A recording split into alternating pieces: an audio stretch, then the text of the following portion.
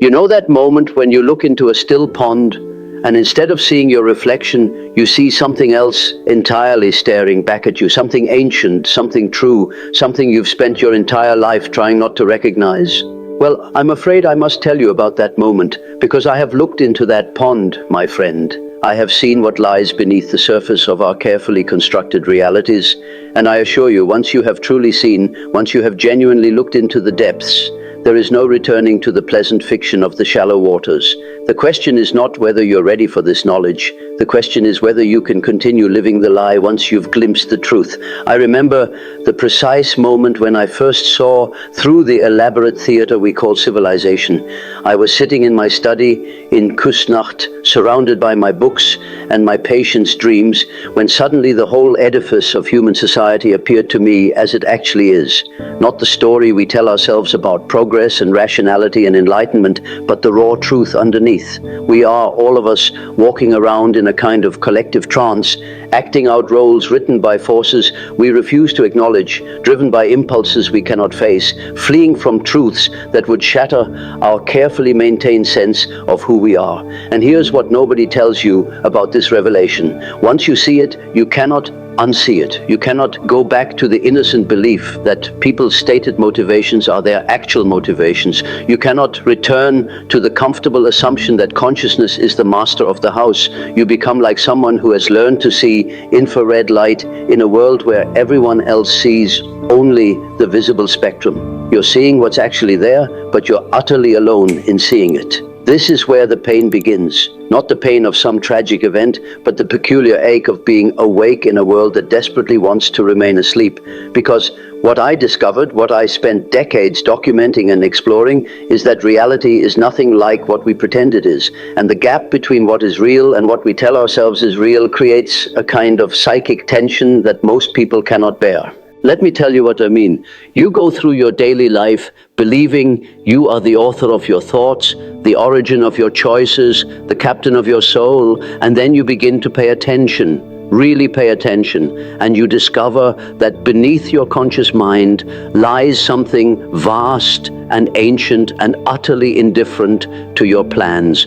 I called it the unconscious, but that word barely captures the reality of it. It's more like an ocean beneath the island of consciousness, an ocean that occasionally sends up waves that crash over your carefully tended shores and rearrange everything you thought was solid and permanent. I've sat with thousands of patients over the years, listening to their dreams, their slips of tongue, their inexplicable compulsions. And what I found there in the depths of the psyche was not the neat, rational being we like to imagine ourselves to be. What I found was a wilderness, archetypal forces older than language, drives and desires that have nothing to do with our modern pretensions, a shadow side that contains everything we've denied, repressed, and projected onto others. And here's the part that makes people uncomfortable when I share it. That shadow is not some mistake or flaw to be corrected. It's not the result of bad parenting or social conditioning. It's structural, it's fundamental, it's the price of consciousness itself. To be conscious of anything means to split the world into light and dark, acceptable and unacceptable, me and not me. And everything you place in the not me category doesn't disappear. It goes into the shadow where it grows powerful in the darkness, waiting for its moment to emerge. I remember a particularly respectable patient, a minister actually, who came to me suffering from what he called unwanted thoughts. In our sessions, these thoughts began to pour out. Violent fantasies, sexual obsessions, blasphemous impulses. He was horrified by them, convinced he was going mad. But I saw something else. I saw a man who had built his entire identity on being good, righteous, pure. And I saw that everything he had exiled from consciousness had not disappeared, but had instead gathered strength in the shadows. What if, I asked him, these thoughts are not your enemy but your teacher? What if they're showing you the parts of yourself you need to integrate? He looked at me as though I had suggested he embrace the devil himself, which in a way I had. Because until you can acknowledge the darkness within you, Until you can look at your capacity for cruelty, selfishness, and destruction without flinching, you remain at the mercy of these forces. They control you precisely because you refuse to face them. This is what I mean by seeing reality as it is. It means looking at yourself without the protective filter of your self-image. It means acknowledging that you are not the hero of your own story, but a complex creature driven by forces you barely understand. It means accepting that your conscious personality is a thin crust floating on a vast sea of unconscious content that you did not create and cannot control. And let me tell you, my friend, few can bear this knowledge. Most people, when they catch a glimpse of their shadow, immediately recoil. They project it onto others. They see in their enemies the very qualities they cannot admit in themselves. The righteous warrior against evil never notices that he carries the same capacity for cruelty he condemns in others. The pure woman who denounces sexuality never recognizes her own repressed desires. The rational man who mocks superstition never acknowledges the irrational forces driving his own choices. This creates a particular kind of suffering that I witnessed over and over in my practice. People come to me wanting to be cured of their symptoms, their anxieties, their depressions, their inexplicable behaviors. But what they really want is to be rid of the symptoms while keeping their self-image intact. They want the pain to stop without having to look at what the pain is pointing toward. But healing, true healing, demands something far more costly. It demands that you die to who you thought you were. It requires that you acknowledge that you are not the person you've been pretending to be, not to others, but to yourself. This is what I called individuation, the process of becoming whole. And it is perhaps the most difficult journey a human being can undertake. Because here's what happens when you truly begin to see reality as it is. First, you lose your innocence. Not innocence in the sense of naivety, but innocence in the sense of being able to believe in the simple stories we tell about good and evil, right and wrong, us and them. You begin to see that every villain is the hero of his own story, that every person you've judged is acting out a script written by forces beyond their conscious control, that you yourself have been both perpetrator and victim, both saint and sinner, often in the same moment. This moral complexity becomes unbearable. You watch the news and you can see not just the obvious villain, but the shadow projections of the collective, the way we create scapegoats to carry the darkness we refuse to acknowledge in ourselves. You observe conflicts between groups and you recognize the same pattern playing out over and over, each side convinced of their righteousness, each side blind to how they are perpetuating the very thing they claim to oppose. I spent years studying this phenomenon, watching how entire nations could be swept up in collective madness, how the most educated and cultured people could participate in atrocities. And what I discovered was that when you refuse to face your personal shadow, it doesn't disappear. It merges with the collective shadow, and then you become capable of anything. You become an instrument of forces you cannot see because you refuse to look at them. Now comes perhaps the most disturbing part, when you begin to see the collective dimensions of the psyche, when you recognize that your thoughts are not entirely your own, that you are participating in patterns older than civilization, that what you call your personality is largely a construction made from collective materials. You face a kind of existential vertigo that makes everything else pale in comparison. I discovered this through my own confrontation with the unconscious, a period I later called my creative illness. For years, I descended into visions and experiences that conventional psychiatry would call psychotic. I encountered figures from mythology, spoke with entities that seemed to have their own autonomous existence, watched as the boundaries between my personal psyche and something much larger dissolved completely. It was terrifying. There were moments when I genuinely questioned my sanity. I would be sitting in my ordinary study, and then suddenly I would be somewhere else entirely, in a realm where the normal rules of reality no longer applied. I saw the collective unconscious not as a theory, but as a living reality, a dimension of existence that we all share, but most never consciously access. And here's what I learned that I wish I could spare others from having to learn. That personal consciousness is an incredibly recent development in the history of the psyche. For most of human existence, we lived in what I called participation mystique, a state of identification with the collective. We experienced ourselves not as separate individuals, but as parts of a larger whole.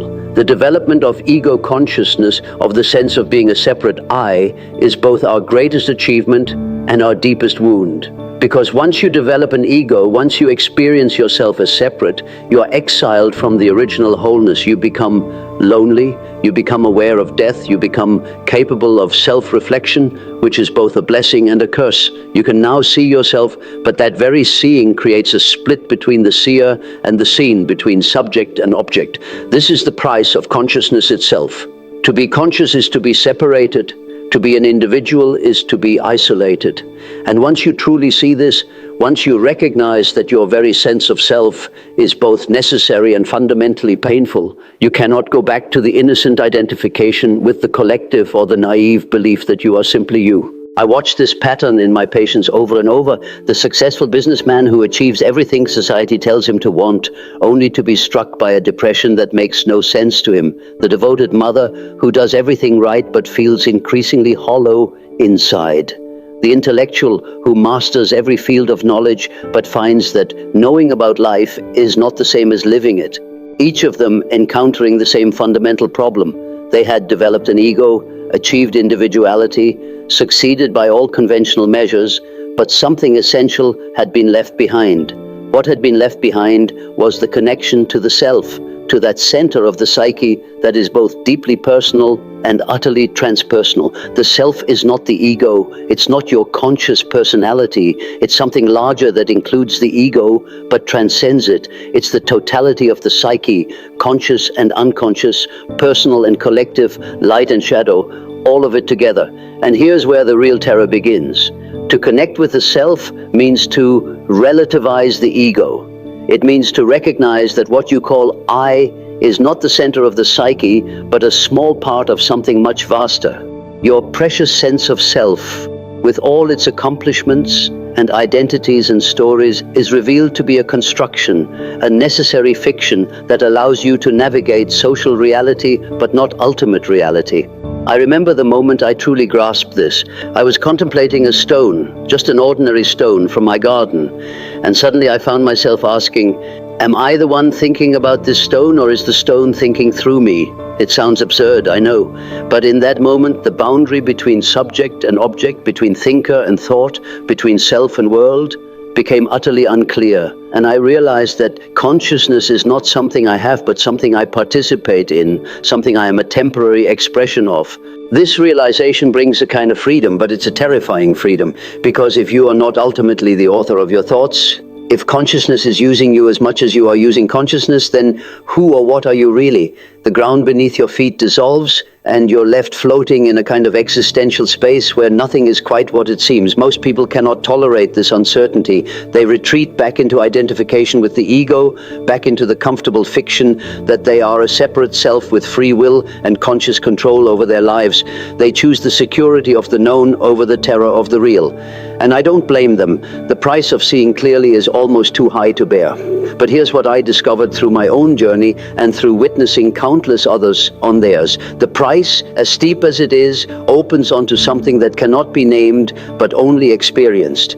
When you stop identifying exclusively with the ego, when you can hold the tension between being an individual and being part of something larger, when you can acknowledge both your personal shadow and the collective shadow without being consumed by either, something shifts. You don't become enlightened in some fantasy sense.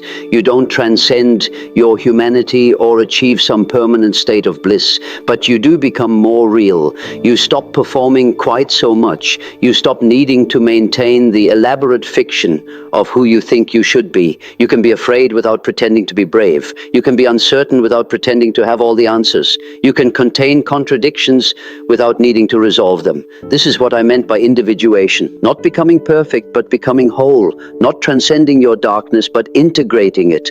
Not escaping the human condition, but finally fully accepting it. And paradoxically, it's only by accepting the limitations of consciousness that you discover its true depth. It's only by acknowledging that you are not in complete control that you find real freedom. The suffering, the painful price of seeing reality as it is, turns out not to be a cost at all. It's the birth pangs of something genuine trying to emerge through you.